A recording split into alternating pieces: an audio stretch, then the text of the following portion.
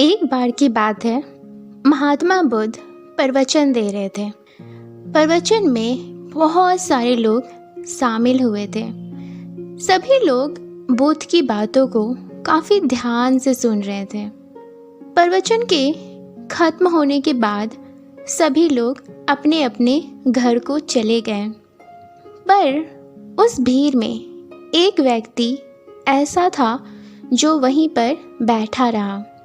बुद्ध की नज़र उस व्यक्ति पर जाती है तो बुद्ध उससे पूछते हैं, क्या बात है, तुम यहाँ पर क्यों बैठे हो? अभी तक तुम क्यों नहीं घर गए? किसी प्रकार की कोई समस्या है? युवक बुद्ध के पास गया और उन्हें प्रणाम करके कहता है, प्रभु, बहुत उलझन में हूँ मैं।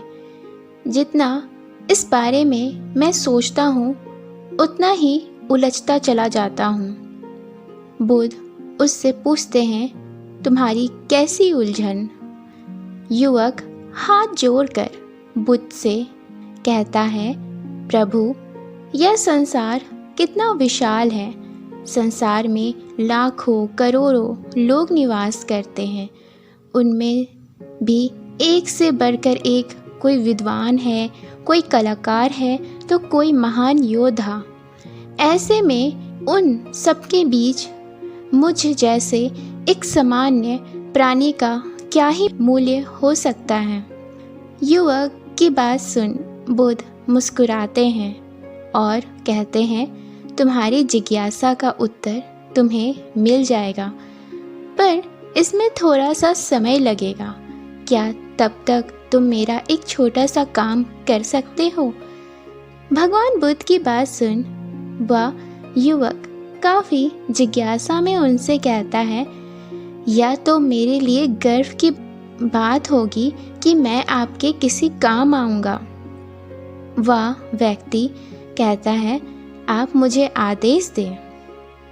बुद्ध उस व्यक्ति को एक चमकीली सी पत्थर देते हैं और कहते हैं, तुम्हें इस पत्थर का मूल्य पता करना है, पर ध्यान रहे इसे बेचना नहीं, सिर्फ तुम्हें इसका मूल्य पता करना है। बुद्ध के जैसा कहने पर वह व्यक्ति वैसा ही करता है। वह व्यक्ति पत्थर को लेकर बाजार की ओर चल देता है।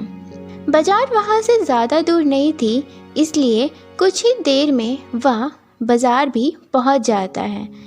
जब वह बाज़ार पहुंचता है उस समय सुबह का समय था, इसलिए बाज़ार अभी तक ठीक ढंग से लगी नहीं थी, पर वहां पर इक्का दुक्का दुकान खुली हुई थी।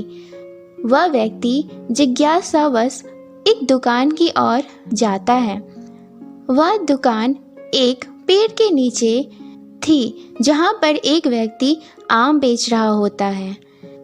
वह व्यक्ति उस दुकानदार के पास पहुंचकर उसे वह पत्थर दिखलाता है और कहता है, क्या आप इस पत्थर की कीमत मुझे बता सकते हैं? दुकानदार काफ़ी ज़्यादा चालाक व्यक्ति था। पत्थर की चमक देखकर ही वह यह समझ गया कि यह अवश्य ही कोई कीमती पत्थर है। वह एक बनावटी आवाज़ में व्यक्ति से कहता है, देखने में तो यह कुछ खास नहीं लगता, पर मैं इसके बदले में तुम्हें 10 आम दे दूंगा।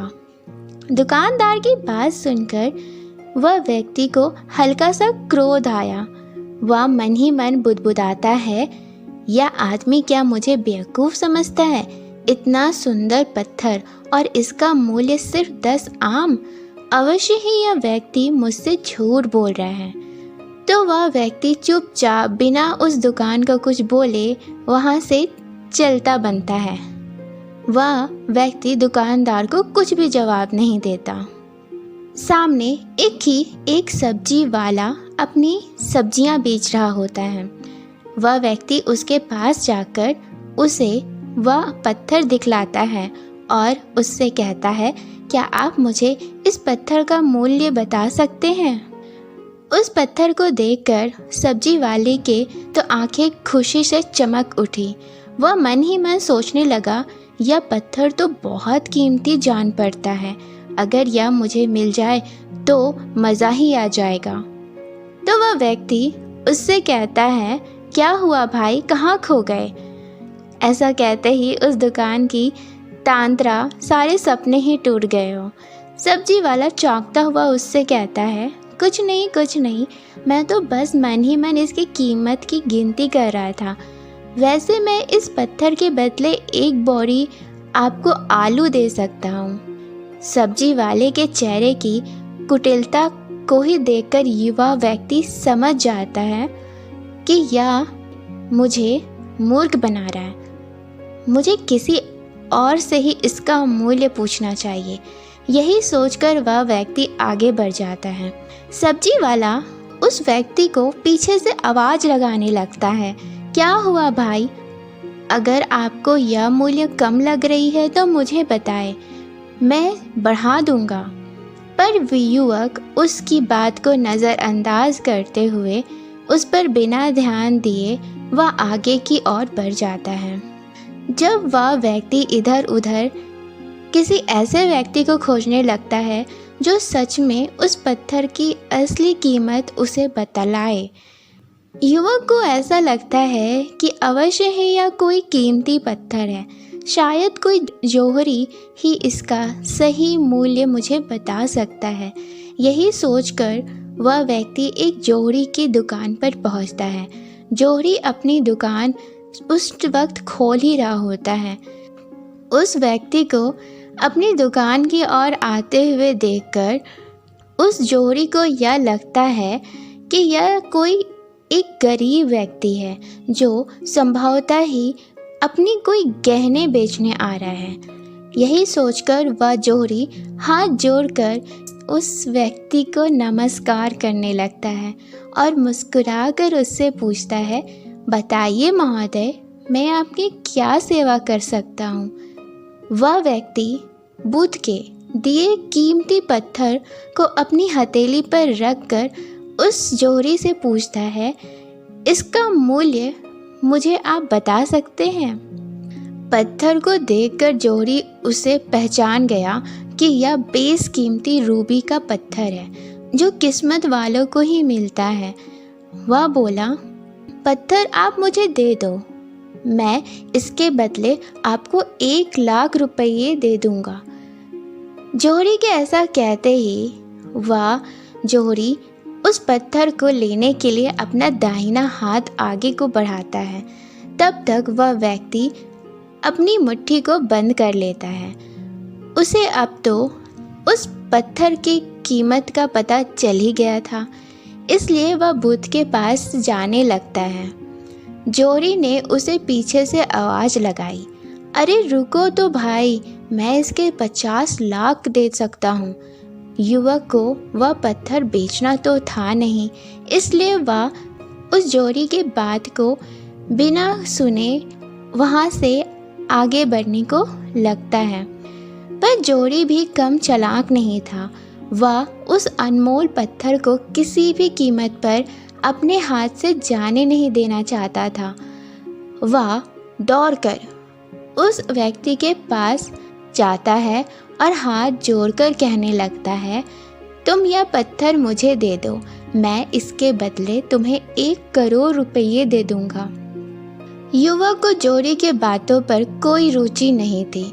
वह जल्द से जल्द बुद्ध के पास पहुंचकर उसे उस पत्थर की कीमत को बताना था, इसलिए ना तो वह रुका और ना ही उसने जौहरी की बात पर कोई जवाब दिया। वह तेज तेज कदमों से बुद्ध के आश्रम की ओर चल पड़ा।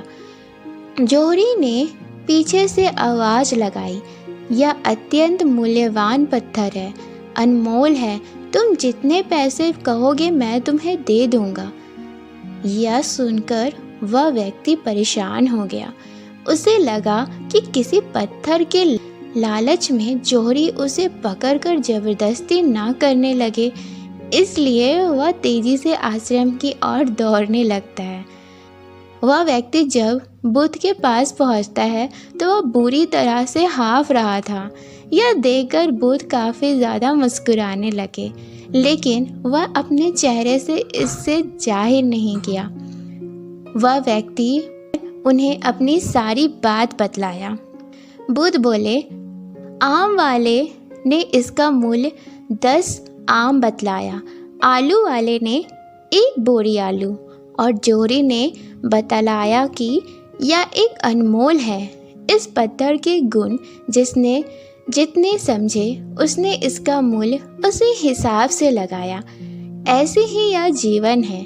प्रत्येक व्यक्ति खान से निकले हुए एक हीरे के समान है, जिससे अभी तराशा नहीं गया।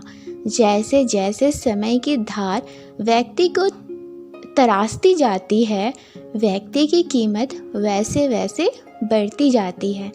यह दुनिया व्यक्ति को जितना पहचान पाती है उसे उतनी ही महत्व देती है। यह कहते हुए बुद्ध एक क्षण के लिए रुके और फिर कहते हैं, किंतु आदमी और हीरे में अंतर यह है कि हीरे को कोई दूसरा तराशता है और व्यक्ति को अपने आप को स्वयं ही तराशना पड़ता है। और जिस दिन तुम अपने आप को तराश लोगे, तुम्हें भी तुम्हारा मूल्य बतलाने वाला कोई ना कोई जाहिर जोहरी मिल ही जाएगा। इस कहानी के माध्यम से हम यह सीख पाते हैं कि हम कई बार जीवन में यह समझते हैं कि हमारा तो कोई अस्तित्व ही नहीं, हमें लोग कोई महत्व ही नहीं देते। क्या सच में हमारा जीवन में कोई महत्व नहीं?